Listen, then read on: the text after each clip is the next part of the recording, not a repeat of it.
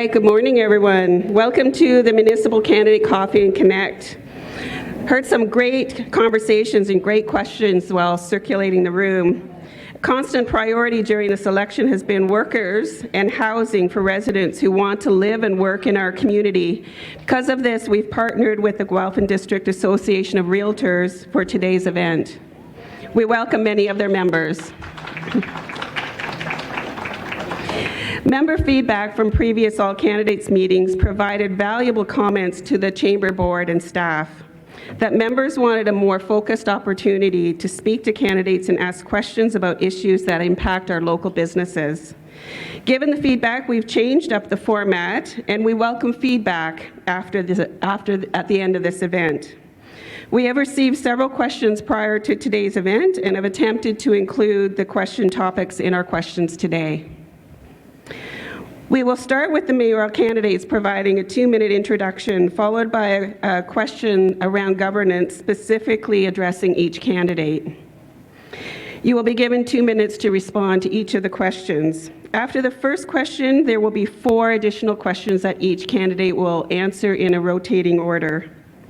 Again, 2 minutes to answer each question. We have a lovely timer clock right in front of you that you can see, so I do ask that you be respectful of the time. It is like a 500 font, so it should be.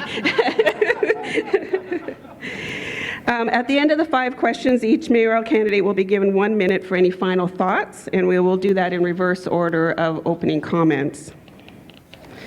So we will start with Neil Dunsmore. Thank you, and thank you everybody for coming. It's always a great opportunity to sit down and speak with the community. So for me, this election is about leadership. It's about leadership you can rely on. So what can you rely on me to do? You can rely on me to institute the asset management program in a manner that stabilizes your taxes over the next 20 years so that you can rely on the roads and the facilities and the sidewalks that this township has. We're obligated to maintain them, but we've never put the dollars to them, and that's what has to happen moving forward. You can rely on me to manage a local economy. In this community, we have a great tourism industry, and we have a really good retail industry, but for far too long, the other industries have been leaving Centre Wellington. We now have a business park. We have an opportunity for businesses that are in this community to grow and to stay here. So you can rely on me to sell out that park and start looking for an area to the south of the river this time where we can put another business park. So we have a strong local economy so our children can grow up in this community, work in this community, and live in this community. And speaking of living in this community, you can rely on me to manage the growth. Growth is dictated to us from the county, that's dictated from the province. We can't control it, we can't say we want more, we want less, but what we can do is manage it. We need to institute a community planning permit system that gives you control up front of how we grow. Make sure there's attainable and affordable housing, and make sure our subdivisions look like where we want to live. Thank you. Thank you, Neil. Next, we have Bob Foster. Whenever I walk in this room, I think of my high school sweetheart, my wife Kathy. We had our very first date right here in this dance hall. And in those days, Centre Wellington was just 10,000 people. Kathy and I have raised our family here, and we've seen lots of growth in our community in our lifetime. And I believe this election is really about 3 main issues. First, in an Laura Fergus Today poll, 80% of the respondents said the township is growing too fast. And I feel managing that growth while preserving the small town feel of our community is the biggest issue we face. Yet this township does not have a formal growth strategy. And as mayor, I will ensure that we have a strong and sustainable and balanced growth strategy. Our tourist economy here in Elora depends on our heritage. And now is the time, folks, to talk about balancing growth, heritage conservation, and having the kind of township we would want to have. Second, this election is about better spending and better financial management. And after serving for 8 years on Centre Wellington Council, I have a very strong track record in advocating for the taxpayer and pushing for better spending. That's how you keep your taxes affordable, folks. And having an infrastructure renewal, that depends too on good financial management. I'm the only candidate here with a master's degree in accounting and finance and 15 years experience managing government budgets. And as your mayor, you can count on me to bring those top-notch financial skills to the table. That's how we'll keep your taxes affordable, that's how we'll renew your infrastructure, and that is how we'll get the bridges built. Finally, I will ensure as mayor that councillors are free to speak their minds and that citizens are heard. All points of view are welcome at the table. My friends, let's make Centre Wellington better together. On October 24th, vote. Thank you. Wow. I think we needed Donald Trump's to be able to turn the microphones off. That would have been good. Wow. I was hoping to hear music or something. Yes, there you go. Okay, next is Sean.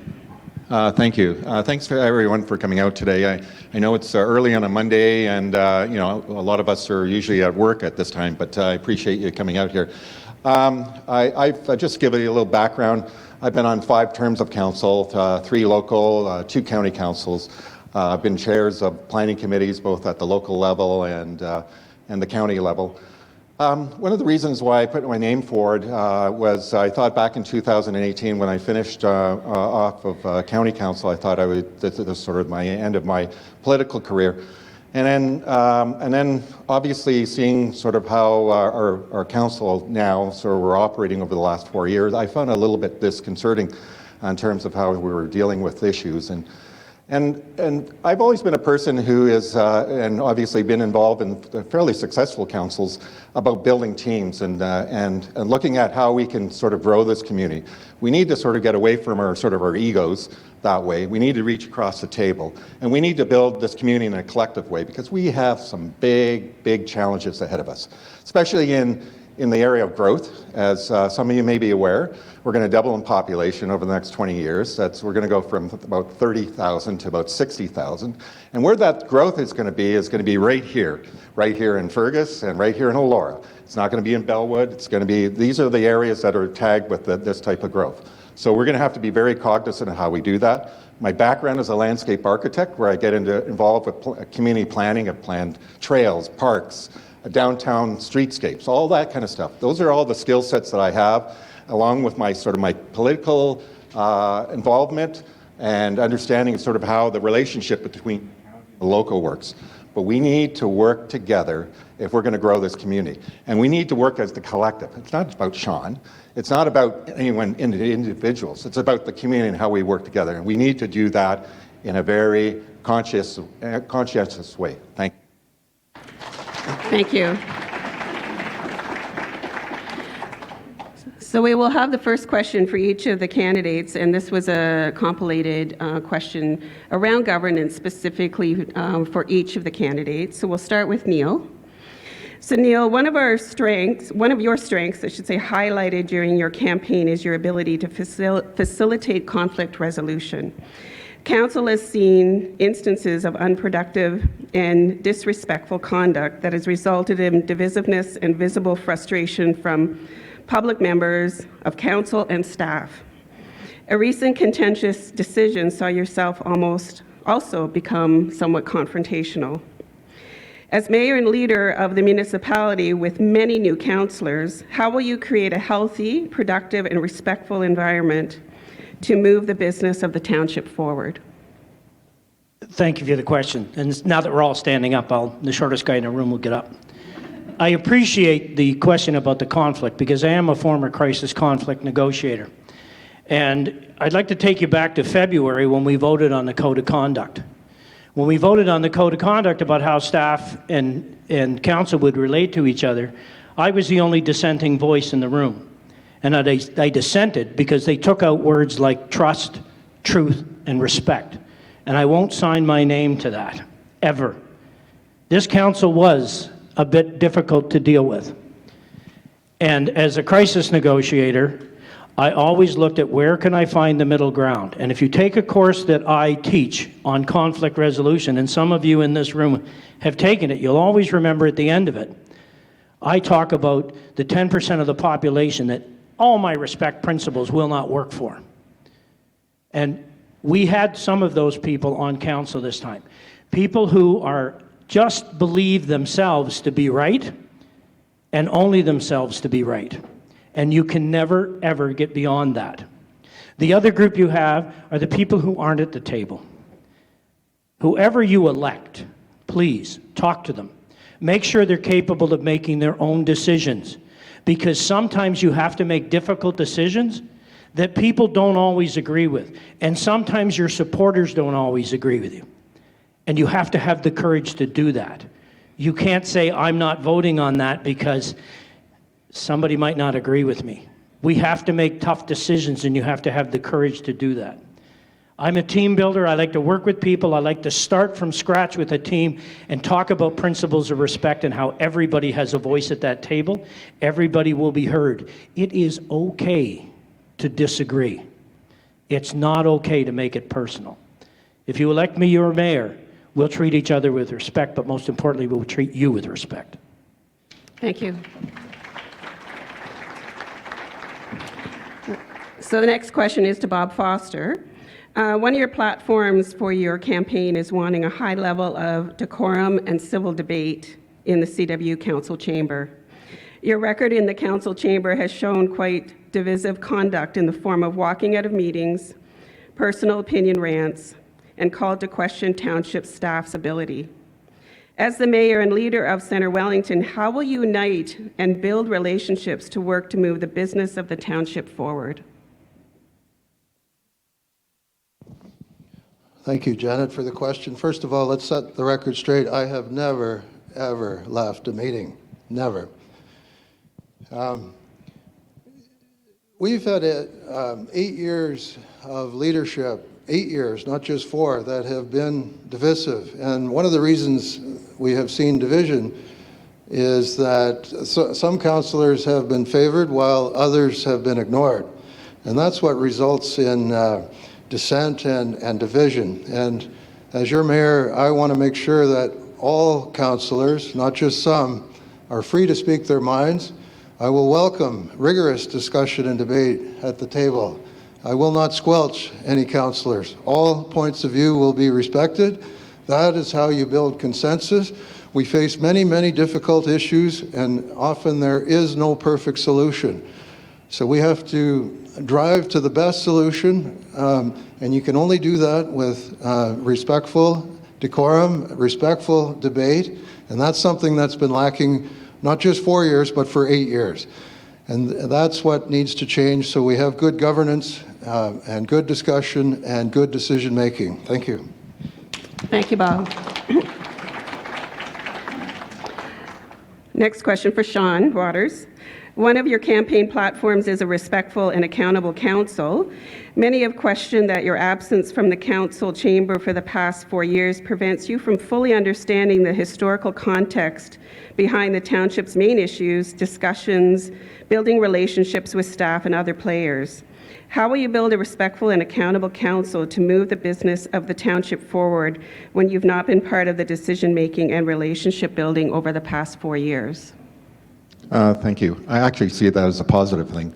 The last 4 years have been, frankly, kind of really upsetting. I have been, like I said, 5 terms of councils, worked with all types of successful councils, worked with Mary Dunlop, Joanne Rossui, Dennis Lever, George Bridge. It's just been, I've had worked under tremendous leaders and understood how to build a team, how to work within the community. I've obviously have stayed involved in terms of watching what was going on at council, and seeing how things were being conducted there. Having 17 years of council experience, I still have those understanding of how those relationships should be in terms of dealing with each other as council, but also dealing with local and the county. For me, it was always a decision at some point in time. I thought that I could help and run for mayor at some point in time. But for me, it was always a timing thing. And I also thought that in terms of the things that I've done in my life, my work, the things that I do in the community, Riverfest, building a park, all those things that I do in terms of the community and community building, for me, it was, I think, a perfect time to come back and sort of be able to help out. I thought, and not knowing when I announced in April who was going to be running in the next election, whether it be Kelly or whoever, I thought if I could come back onto council in some capacity, I could help out.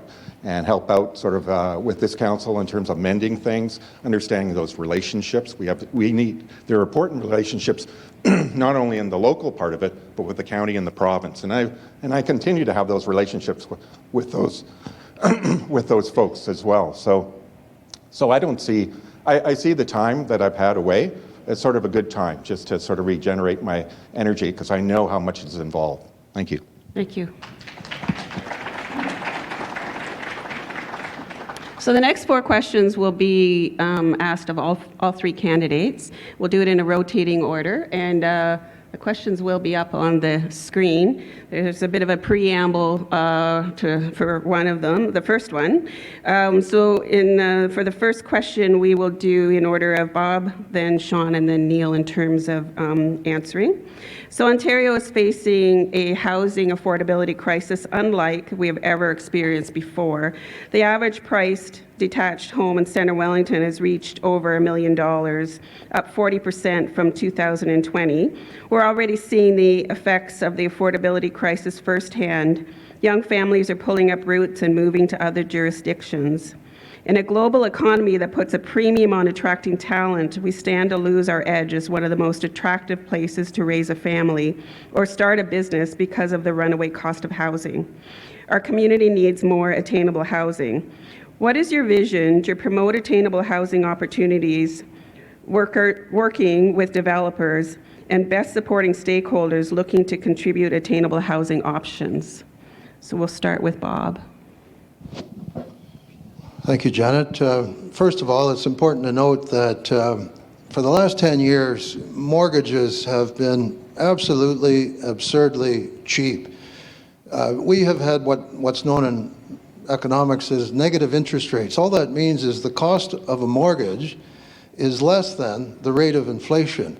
And that is the root cause of this problem, in my view, Janet. And so we've all observed how the Government of Canada has been increasing and normalizing interest rates, and we're already seeing the impact of that. The Canadian Real Estate Association has advised that the average price has fallen in Canada from $660,000 to $630,000. And I've heard this song before, Janet. From the 1980s, when I was a young man, through the 1990s, house prices fell by 1/3 in Canada. And I believe that's going to happen again. And that alone will address a lot of the problem, making houses more affordable. We are in the midst of a housing correction as a result of normalizing interest rates. You have to ask yourself the question, why did house prices almost triple here in Centre Wellington? There was no net increase in aggregate income. Toyota didn't come and open up a plant, and yet house prices tripled. That does not make any sense. And I believe the reason was speculation, which was fueled by ultra-cheap mortgage rates. That is the problem, and the solution is to normalize them. Having said all that, I do want to encourage our developers to address the issue by building attainable housing. Also, we need to partner with our county to try to increase the supply of affordable housing as well. Those are the solutions in my view. Thank you. Thank you, Bob. Next, Sean. I think I'll just start with a little story. My son, Hayden, who you probably know, and I'm sure he'll be really embarrassed I'm telling the story, but anyways, he had called me and he asked me, Dad, can I speak to your financial planner? I said, oh, yeah, sure, no problem. So he goes and he chats with him, and then he gets back to me in a couple of days. And I could tell he was really, really upset. And he said, Dad, I'll never be able to afford a house, until you and Mom die. And I said, that's not a good program. But here is the issue. That is a problem, not only for him, but it's a problem for all of us. If we can't sell our houses because kids have decided to move on, they're going to just get a look at life experiences, travels, and they're no longer thinking about houses. When you go to sell your house, you will not have somebody to buy that house. So we need to think of out-of-box solutions in terms of the housing crisis, whether it be mini houses, micro homes, intensification. We need to have more progressive visioning at both the local level to be able to find types of housing stocks that our kids can go and grow into. And this would even include older people as well. We need to be a little more look at these types of interesting and alternative looks at housing stock, because we're going to set ourselves up for a big fall. If you think that the housing prices we don't have enough housing as it is. So you think housing are going to drop tremendously? No, they're not. The prices for a house are going to stay relatively high. I know if Deb and I had to move this community right now, we couldn't even afford to live here. So these are going to be challenges for us. So you need a council that's going to look at progressive ways of looking at housing and different kinds of ways of looking at housing.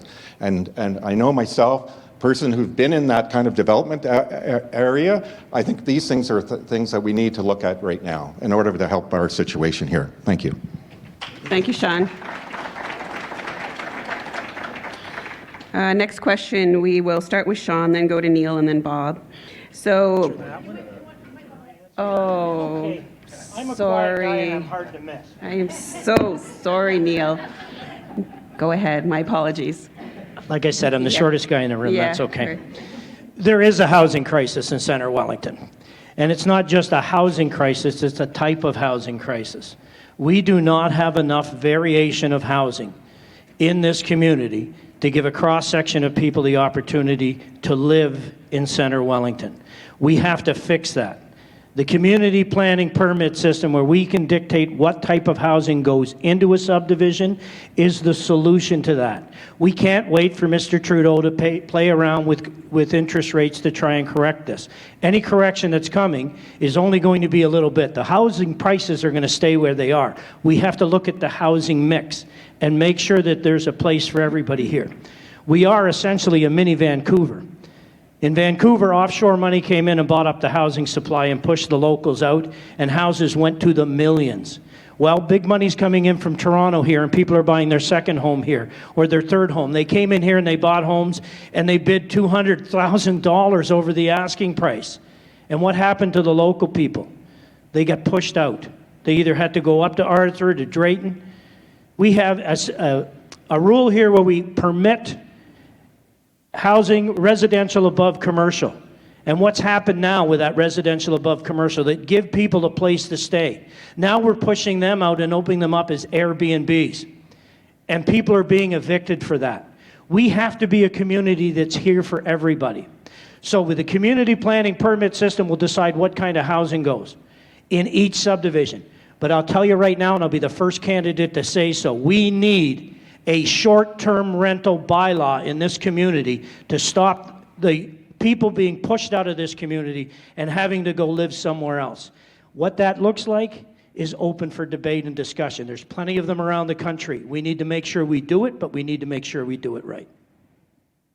Thank you, Neil. Next question. Sean, and then Neil, and then Bob. Businesses are seeing significant increased costs of labor in a very competitive workforce environment where, despite significant efforts, jobs remain vacant. Businesses have had to reduce hours and/or services simply due to reduced workforce. How do you plan to support both businesses and workers to address talent attraction and retention and overall labor shortages? Sean. Are you talking about attraction to our community that way? Yeah. Yeah. This is not just a problem here. This is a problem everywhere throughout the province. I work for an engineering firm out of Guelph, and we have the same issue.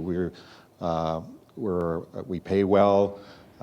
We definitely have an impact in the community, and we have a terrible time to sort of sometimes attract other engineers or skilled folks like that.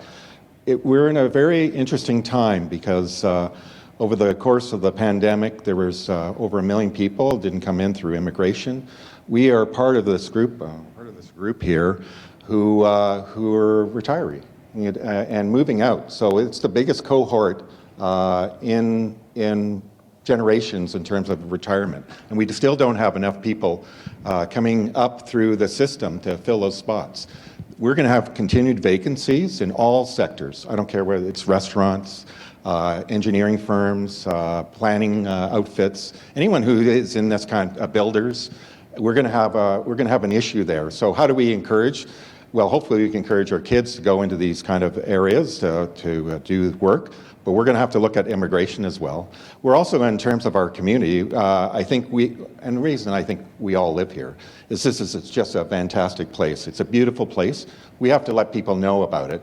Obviously, if you go in, and people are not finding about it. If you go on a Sunday morning in Elora, you see thousands and thousands of tourists. So people are quite aware of this community. We need to highlight sort of the values of this community.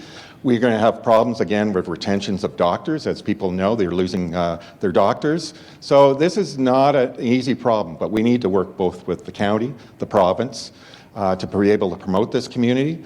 And we're going to need to think out of the box and why we encourage people to live here. So it's going to be a big challenge for us. There's not a single answer here. Thank you. Thank you, Sean. Neil? Yeah, thank you very much. You know, when you show up at a Tim Hortons at 7 o'clock at night and they're closed, and you're jonesing for a cup of coffee, that tells you there's a problem. I had a good friend who was an economist for the TD Bank, and he always said to me, you know, there's the economy is really good is when the people at Tim Hortons get your orders wrong. When the people at Tim Hortons are really, really good quality people with master's degrees, you know we have an economic problem. Right now, we have the opposite of that. We have nobody in any industry that we can find to work, particularly here in town. A lot of them tell me it's because we can't find a place to live. I can't afford to work in a retail shop. I can't afford to work in Tim Hortons. I can't afford to work in a restaurant, even if they pay me more, because there's no place for me here. So we have to help them by correcting the housing situation we have in town and making more affordable housing and giving them a place to stay so retailers actually have employees. Because if we don't fix it soon, the retail shops are going to go. And we can tell people what a great community we have, but if there's nobody here other than the bedroom community that we're quickly becoming, then we're dead in the water. So let's fix the housing situation first. Let's make sure we have a good housing mix, and we give builders incentives to do that so that we can have places for them to live, and we can have people in our stores and in our restaurants helping out and make it a better place to live. But you've got to give them something more than minimum wage and no place to live. So we've got to fix the housing situation first. Thank you. Bob? I've been a student of history and geography most of my life, and this problem is largely demographic. There are about 9 million baby boomers in Canada, and we're all in our 50s and 60s. We're leaving the workforce, and there's only about 3 million millennials, or even less. So for every person entering the workforce in their 20s, 3 people are leaving in their 50s and 60s. And that is the problem that we are facing. And it's a very difficult problem to solve. The best solution, in my view, is immigration. We simply do not have enough young people for our workforce. And so I know the government of Canada is hoping to increase immigration. That is the primary solution to get more workers in Canada. I was campaigning on Saturday, and I talked to a young couple with a baby, and they have just rented a home, a nice home in Fergus, for about $1,500 a month. And I know that's a lot of money. However, 1 year ago, I talked to someone else who had rented a small apartment downtown, and it was $2,200 a month. Very, very expensive just 6 months ago. So that, to me, is evidence that higher interest rates are indeed having an impact on the housing market, and that will link to an impact on the rental market. We only have two choices with housing. You can buy one or you can rent one. And with the price of houses falling, and there's lots of evidence that they are, so too will the price of rent. And that is an important part of it because that's what is needed to attract young workers to move to our community. It's a very difficult problem to solve. It's demographic and it's a fact. And immigration is the best solution to get our businesses young workers. Thank you. So our next, yeah, I got all three of you this time, right? Yeah, we're good. Okay, good. All right, next question. We'll do Neil, Bob, and then Sean for answering. So the county is currently identifying areas of urban boundary growth in CW to accommodate growth out to 2051. As mentioned, that is where the majority of the growth will be taking place. Provincial, county, and local planning continue to hold back much-needed gentle density zoning to allow the building of duplexes, triplexes, and fourplexes on lots traditionally zoned for single-family housing that would support the required growth projections. Do you support ending exclusionary local zoning rules, and how will you work with the levels of government to streamline planning zoning bylaws while balancing heritage, agricultural land preservation, employment land, and the required residential growth over the next 4 years? Neil. Yeah, it's an excellent question, and the growth pressures that are put on the township of Centre Wellington are immense. I read in one of the many reports that we got that we're legislated or mandated to grow by almost 1,000 acres, and that eats up a lot of farmland. And this is an agricultural community. And the way we defend that agricultural land is we start growing higher. So we need to use the backfill and the vacant lots that are in town and allow duplexes and fourplexes there to take the pressure off. But it's time we started looking at a 4-story and 5-story buildings, because with a right size 4-story building, you can save up to 10 acres of farmland. And so we need to sit down as a community again and plan that properly, so we know where those buildings are going to go and provide the homes for people. But by going up, and I'm not talking, because I hear a lot of people talk about, I don't want a high rise in my neighborhood. A 4-story and a 5-story building is not a high rise. It's a place for people to live. If you want to see a high rise, I'll take you down to Guelph and I'll take you over to Brampton, and you can see how high a high rise is. We're not going there. But we do need to provide people with the opportunity to live in this community, and we do need to protect our farmland. So it is a balancing act that needs to be managed. So we backfill where we can, being respectful to heritage. So let's make sure it looks and fits the neighborhood look. And then we start going up so that we can save the farmland. Those are the only two tools that are at our disposal, because every time I hear somebody say, we just say no to the growth, you can't do it. If you say no to the growth, get ready for me to spend hundreds of thousands of your tax dollars at the land tribunal, and at the end of the day, the developers are going to get their way. So we sit down as a community again, and we plan how we want it to look and where it wants to go, but we do it together, and we are going to have to go up. It's the only way to save the farmland. Thank you. Bob? Thank you, Janet. First of all, I believe I've observed us grow from 10 to 30,000 people in my lifetime, and our infrastructure is already over capacity. You're seeing congestion in Fergus, stress on our water supply, and pressure to consume Class 1 agricultural farmland, the good Harriston loam that surrounds Fergus and Elora. That can't be the way forward. Secondly, most of our residents feel we are already growing too fast. They're very concerned about that. My view is that we need to revisit those growth targets. I have spoken against them. I believe they are too high. We already know that our current infrastructure is struggling to support the growth we have already seen. And if we continue to grow, we will lose the heritage look and feel of our towns, and our tourist economy is based on heritage. Our heritage downtowns and areas are what the tourists come to see. So we have to be very careful and find a balance between preserving and conserving our heritage and addressing the housing issue. I believe the housing issue is, the correction is underway, folks. We're seeing it. I've seen it myself before, from the 80s to the 90s. House prices did not rise through the 90s. They actually fell, and we're going to see that again. That problem of attainable housing has largely been caused by artificially low interest rates and speculation and financialization of houses. So the higher interest rates are going to wring the speculation out of that, and we're going to see house prices normalize, and we're going to see interest rates higher. And that will address, in my view, a lot of our housing issues. Thank you, Bob. Sean? Thank you, Janet. Yeah, we have three options in terms of how we deal with growth. We either grow out, we go up, or intensify. Neil forgot about the intensification. We have opportunities to intensify. If you look at, if any of you had the opportunity to travel and around the world, go to Paris, France. They have one of the most highest intensification rates in the world. Probably one of the most beautiful cities in the world, and don't have a lot of high rises there. So they've been able to manage that way, and I think we can learn from opportunities like that and see how we can deal with our community. The intensification is, we have relatively low intensification targets in our community, and again, those are set by the county and the province, but I think we should push for that.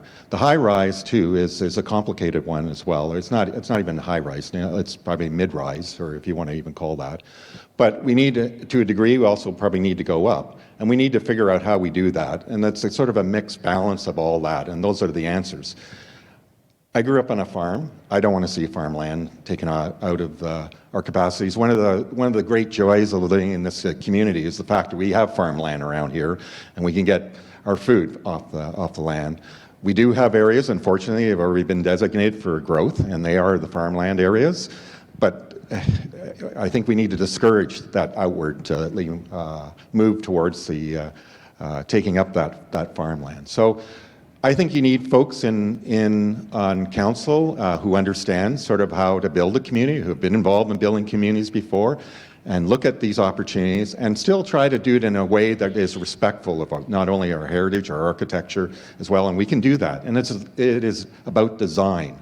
And look at it. It's not a kind of thing that we should be not necessarily concerned about but worried about, but I think we can do it in such a way it still reflects the values of our community. Anyways, thank you. Thank you. So our final question, and we'll do Bob, Sean, and then Neil. So downtown parking remains a significant barrier for many businesses and customers and supports people living where they work. How will you address the lack of parking in the downtown cores in Centre Wellington? Bob. That's been an ongoing and difficult problem for most of my lifetime, Janet, and quite frankly, not much has been done. One of the things that has always troubled me is that when new units are built and there isn't sufficient parking, we're charging just, I believe it's just $10,000 as a parking in lieu charge. And if you're going to build a building with not enough parking, that quite frankly is insufficient to do anything. In order to increase parking downtown, we would either have to knock down a house and build a parking lot, or we've got to control carefully the amount of growth downtown. If we're going to build big buildings, we're going to exacerbate the parking problem we already have. So I would like to see an increase in the parking in lieu charge. $10,000 is just not sufficient to produce and resolve the issue of downtown parking. Thank you. Thank you. Sean? I would agree with Bob in terms of the $10,000, but you have to take that $10,000 and do something with it. You can't just collect it and not have a strategy in terms of how you're going to generate more parking. And for years and years, they've been taking that money in, and they have no strategy of either buying some land or selling land, which was adjacent to the river, and build a parking lot just sort of up by the liquor store, and still sort of just trade numbers for numbers. That doesn't make any sense. There is opportunities for different kinds of parking styles, whether it be decked parking or obviously parking underneath buildings. You've noticed that in a few buildings now where we've had parking. But the numbers got to correspond with the amount of residents within those communities. Also, the opportunity for, we do have spaces outside the core area. If we have a little bit about a box thinking in terms of making sure there's signage there to indicate to people that there is parking, whether it be right here, and with big Ps or that type of thing, and at least people can go. They may have to walk a little bit, but that's part of a more vibrant community that way. We definitely need to look at the parking end of things, because there are people who live downtown, both here in Fergus and Elora, who don't have parking. And the way, I'm not sure about this parking strategy we have now, where we're allowing you to be there for like 3 hours. People generally don't come to Elora for 3 hours, and then they get their car chalked, and then they're given a ticket. So these strategies, I think, it definitely are something that the new council will have to look at it, and they're going to need to look at a more comprehensive plan in terms of how we deal with parking and people. But we don't want to discourage people from living downtown, because that'll be the death knell of our downtowns. Thank you. Thank you, Sean. Neil? Yeah, so I've been here 30 years, and for 30 years we've been talking about parking in the downtown cores and what's wrong with it and why we don't have enough of it. And one of the things we did this term of council was we actually put in that 3-hour parking bylaw, and so that people can go downtown, shop, and then move along. And there's 15-minute loading zones. And I know for the Fergus BIA, many of them are quite happy with the results of that. It's a good first step. So what did we do to tag on to that?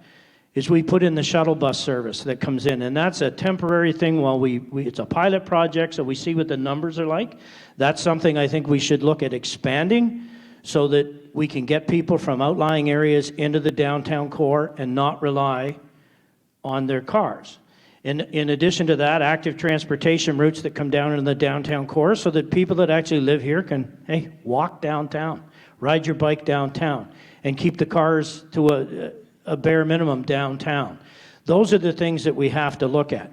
Buying new parking spots. Well, I wasn't on council 14 years ago when those decisions were made, that where buildings were let go that we could have used for parking. It is what it is now. I'm not about to tear down heritage buildings to put up a parking lot. Mr. Foster makes a good statement when he says that we're allowing people to build in the downtown core and not give us enough parking spots or give us more money in lieu. Money in lieu is great. I want to make sure that we have the right parking targets for those buildings that go down there, so that people do have a place to park when they move in there. It may be time that we sit down as a community and look at a permit system in the downtown cores for the residents who live there. But those are all discussions that we need to have as a community on how we move forward.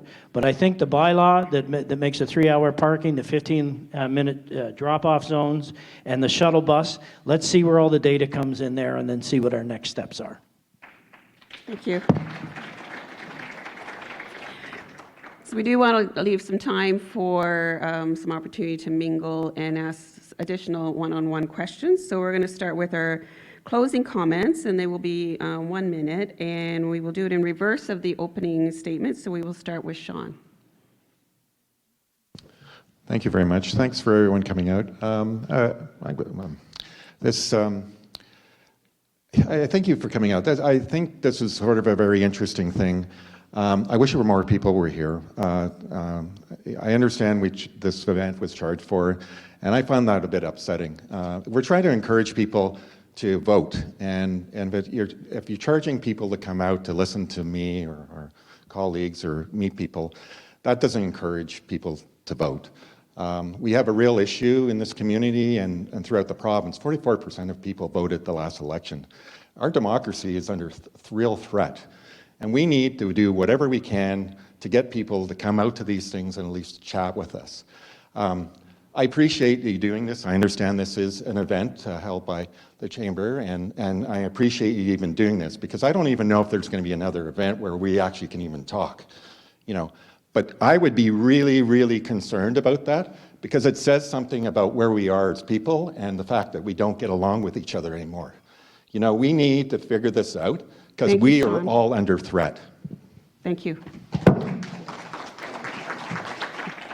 Bob? My friends, Center Wellington is my hometown, and I want to see it thrive. We face many issues and challenges together, but we've got to work together and solve these issues one at a time. I believe in heritage conservation of our historic communities. I believe in maintaining the small town feel of our community and conservation of our farmland and water. I believe in good financial management and better spending. I've lived my life that way. I also believe there's strength in teamwork and rigorous and good discussion. As your mayor, I'll pledge to do my very best to represent all citizens, to be your voice, and to make the best possible decisions we can in our community. Vote Bob Foster for mayor in Center Wellington Township. Thank you. Thank you, Bob. Neil? Thank you. First off, thank you for the Chamber for putting this on. And thank you for all of you for taking time out of your busy day as business leaders to come here and to listen to what we have to say. It's important that we hear from our business community and that we understand the issues that you're facing. I said this was about leadership, and I'll say it again. It's about leadership that you can rely on. You can rely on me to work on a local economy by expanding businesses in the business park and giving your businesses the opportunity to grow. You can rely on me to manage that growth that's coming from up top down to us. We will manage that growth so Center Wellington has a place for everybody. And you can rely on me to manage our assets and to implement that asset management plan in a way that'll stabilize your taxes over the next 25, 30, 40 years. And we'll fix the roads and the sidewalks that we're all tripping on. You can rely on me to do that, and I hope on October 24th I can rely on you to vote for Neil Dunsmore. Thank you. Thank you, Neil. So I just want to say thank you to the business community for their participation in today's event. Thank you to Jeremy Woods from ICS Computers for the timer monitors and the technical support. To the media for covering this event, and to the Guelph District Association of Realtors for partnering in today's event. Southern Bell's Catering for the refreshments and snacks, and most of all to the candidates that attended today and the members of the public and the business communities that attended today.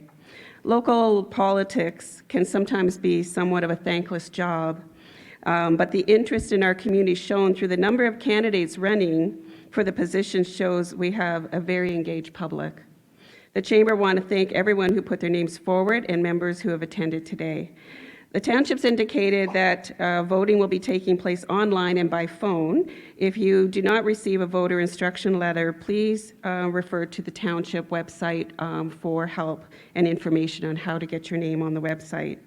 The Chamber will be updating and creating a elections site. We will be posting all of the videos that all of the candidates have provided for us in our last all candidates meetings. The 3-minute opening comments were the majority of the time that people were able to hear from many of the candidates. So the 3 minutes on the Chamber site will give you an opportunity to hear the platforms of all of the candidates and their contact information to be able to reach out to them directly. There will also be resources on there of some of the press releases, any of the contact information again about how and where to vote. A special thank you to Sally, Elaine, and Melissa for coordinating today's event. I would also be remiss if I didn't remind everyone to engage with business and family members around the candidates' positions and issues, and to remind everyone the freedom that we have in this country to have a say and go out and vote. Time does remain for further questions and mingling with candidates. Please continue to enjoy the conversation, coffee, and confections. I came up with that on my own.